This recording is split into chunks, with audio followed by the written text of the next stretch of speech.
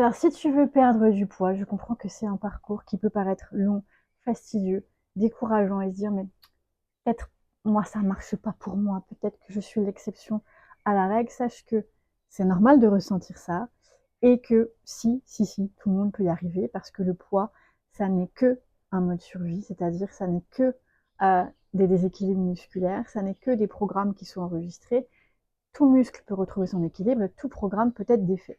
Voilà. Cela dit, comme c'est chaque ordinateur est différent, chaque corps est différent, c'est très individuel comme recette. Maintenant, il y a des clés essentielles qui sont le mouvement du ventre, du bassin.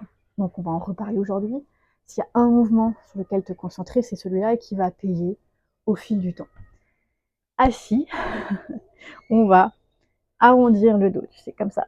Et puis là, c'est ton nombril qui va, comme si une corde te tire au niveau du nombril pour t'amener vers l'avant, tu vois. Hop, comme si tu voulais plonger.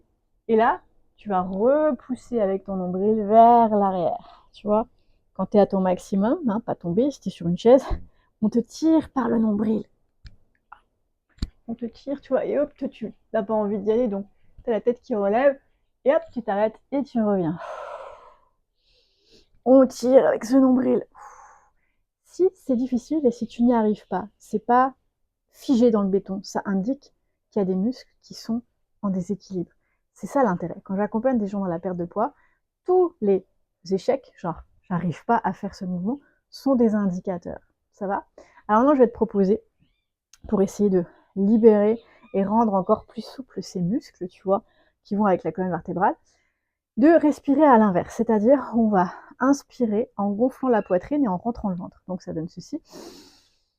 Et avant d'expirer, on attend. On va garder la poitrine haute. Tu peux mettre tes mains ici pour sentir ce qui se passe. Et tu vas souffler en gardant la poitrine haute, en relâchant la paroi abdominale. Tout doucement. Réinspire, poitrine. Rentre le ventre. Et expire.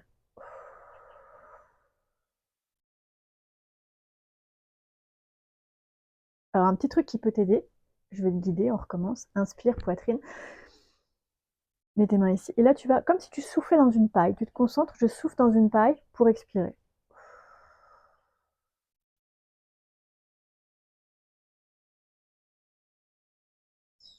Il se peut, en faisant ça, que tu sens des petits mouvements dans cette zone-là. C'est preuve qu'il y a des tensions qui sont en train de se défaire au niveau à la fois du diaphragme et des abdominaux et des intercostaux qui sont les muscles respirateurs accessoires. Voilà, n'hésite pas à essayer cet exercice et à me partager tes constats.